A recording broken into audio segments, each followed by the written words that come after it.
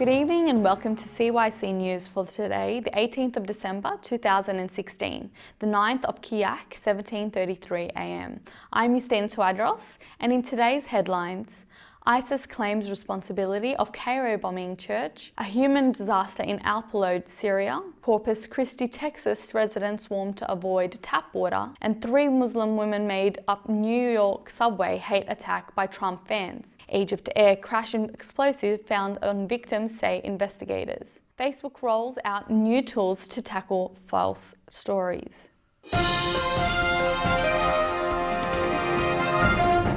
To our top story in Egypt, where Islamic State terrorist group announced that they were behind on bomb attack on one of the most historic ancient Coptic churches in Cairo on Sunday, in which at least 26 people were killed, more than 56 were injured. Egyptian President Abdel Fattah el-Sisi has earlier named the attacker as a 22-year-old Shafiq Mohammed Mahmoud Mustafa.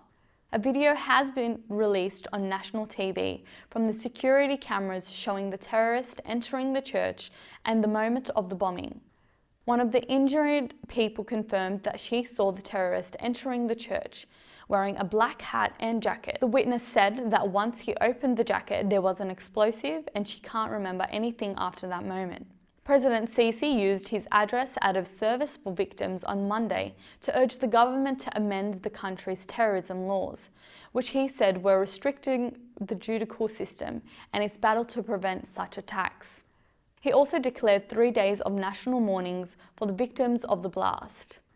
On the other hand, His Grace Pope Tawadros, Pope of Coptic Orthodox Church of Egypt, visited the injured people in hospital to check on their health conditions. Pope Tawadros immediately cut his visit to Greece, coming back to Egypt once he heard the news of the attack. Pope Tawadros also addressed a direct message to the terrorists during his word in the funeral prayer of the martyrs, asking them to think well before believing such extremist thoughts, to think about the day of judgment and eternity, how it will be after killing innocent people. His Grace Bishop Musa, the Bishop of Youth, has tweeted on his account that he has travelled to London for his sickness of angina pectoris after the news of the church terrorist attack.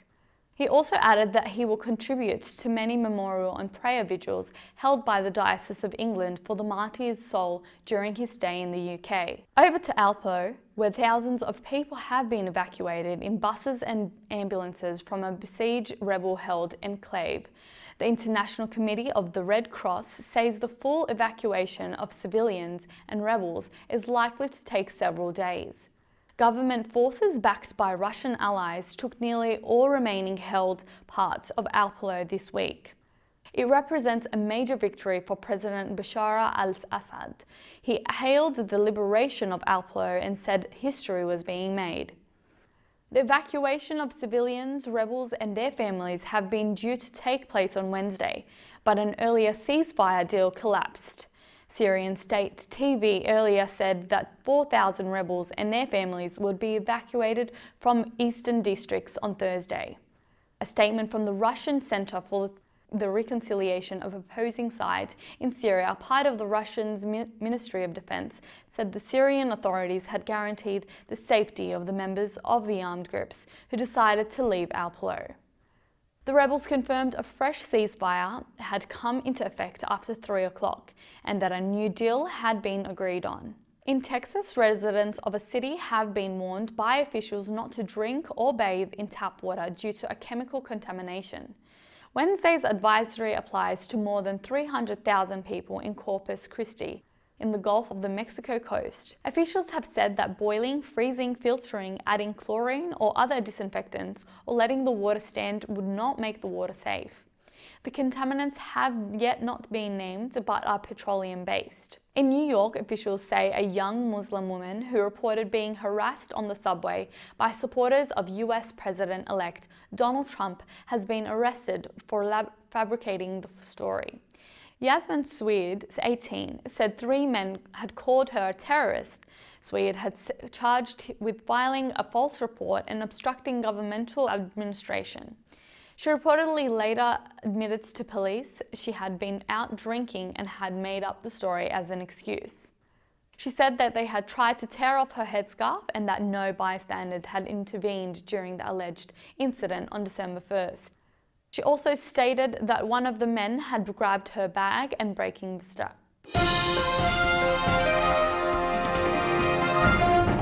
A former Milwaukee police officer has been charged with first-degree reckless homicide in August shooting. Dominic Hagan Brown shot and killed Sullivan Smith, 23, on August 13th after he fled from police. The death sparked 2 days of riots in Milwaukee. Prosecutors decided to charge him after police body camera footage alleged showed the officer shooting Smith in the chest as he lay on the ground. Smith was armed with a pistol but threw it over a fence before his death.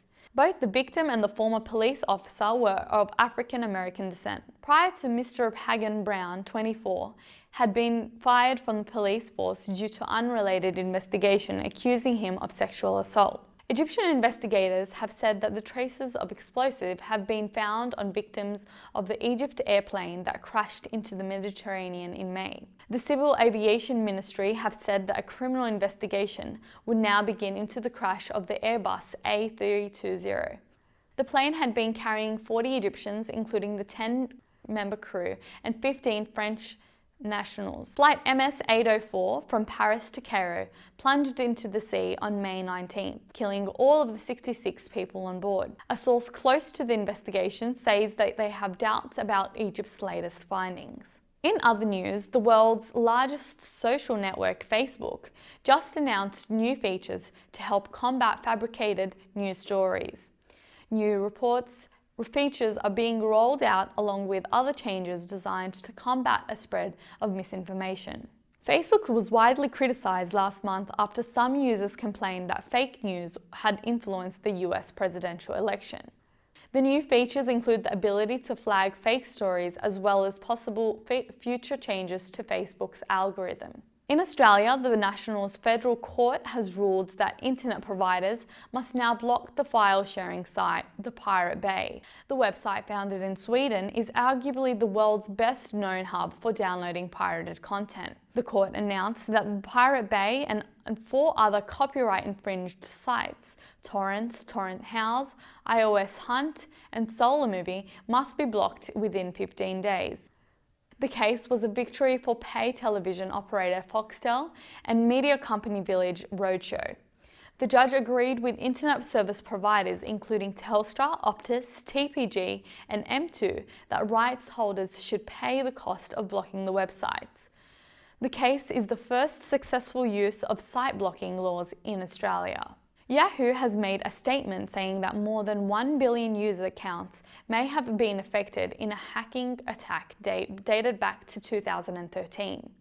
The internet giant said it appeared separate from a 2014 breach disclosed in September, when Yahoo revealed 50 million accounts had been accessed. Yahoo said names, phone numbers, passwords, email addresses were stolen, but no bank and payment data. The company, which is being taken over by Verizon, said it was working closely with the police and authorities. Yahoo said it believed an unauthorized third party in August 2013 stole data associated with more than 1 billion user accounts. The breach is likely distinct from the incidents the company disclosed on September 22, 2016. However, the 3-year-old hack was uncovered as part of continuing investigations by authorities and security experts in 2014 breach. Account users have been urged to change their passwords and security questions. In health, researchers have said that detailed MRI scans should be offered to some women in pregnancy to help spot brain defects in the developing baby. Although ultrasounds are already used to look inside the womb and check that the baby is growing properly, the study on 570 women published in The Lancet showed doctors were able to make a much better diagnosis using MRI scans. Experts called for the scans to become routine practice. Pregnant women are offered an ultrasound scan at 20 weeks that can spot abnormalities in the brain. They were detected in 3 in every 1,000 pregnancies. If the brain fails to develop properly, it can result in miscarriage or stillbirth.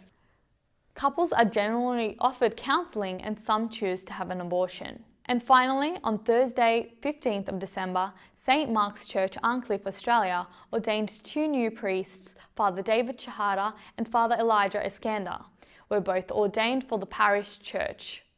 The church was full house filled with Reverend Fathers, the congregation and the families of the newly ordained fathers.